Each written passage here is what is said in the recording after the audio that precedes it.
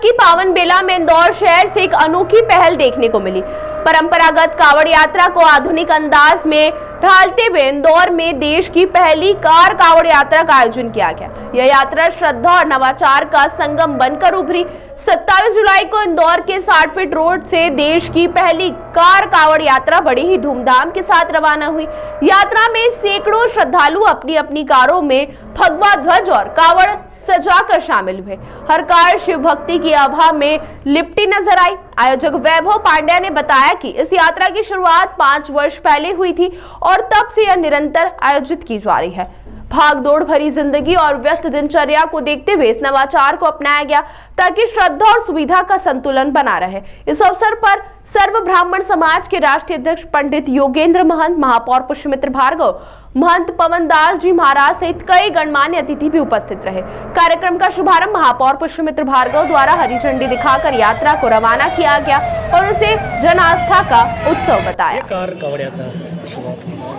जय श्री महाकाल। हर बार की तरह ये परंपरागत इंदौर से महाकाल जाकर जलाभिषेक करने वाली कार कावड़ यात्रा हम सबको बहुत उत्साह, आनंद और ऊर्जा देती है कि हम सब ऐसे ही धर्म और आस्था के प्रति जागरूक रहें। मैं वैभव पांडे और उनकी पूरी परशुराम सेना को बधाई देता हूं कि लगातार इस काम को वो कर रहे हैं, क्योंकि शुरू करना आसान है, हर वर्ष करना कठिन है। तो ये परंपरा उन्होंने करके बनाई है। मेरी ओर से सबको बधाई। बाइक राइड की है। देश का सबसे स्वच्छ शहर अब यातायात के नियमों के पालन में भी नंबर 1 बनेगा। आज करीब 700 से ज़्यादा शहर के अनुशासित बाइक राइडर्स ने हेलमेट को बढ़ावा देने और ट्रैफिक नियमों के पालन के संदेश को लेकर सुबह 7 बजे विजयनगर चौराहे से लेकर राजीव गांधी चौराहा और फिर विजयनगर सिंगल लाइन में नियम अनुसार बाइक राइड करके एक नया रिकॉर्ड बनाया है। और इंदौर के नौजवानों ने जनता को और बाकी लोगों को ट्रैफिक नियम पालन करने का संदेश दिया है। मैं ट्रैफिक मित्र, पुलिस विभाग सबको बधाई देता हूँ। बाबा महाकाल की भक्ति में क्या कहेंगे इसको लेकर? मैं ये कहूँगा भैया, ये जो कार कावड़ यात्रा का आयोजन है हमने पिछले 4 साल पहले चालू करा था। ये हमारा 5वां साल है। इसमें जो समय का अभाव रहता है, आप देखते हैं युवा दूर होते आ रहा है। समय के कारण युवा दूर होते जा रहा है। सबकी इच्छा होती है संस्कृति से जुड़ने की, बाकी क्या है, समय अभाव के कारण वो 4-4, 5-5 दिन की कावड़ नहीं उठा पाते हैं।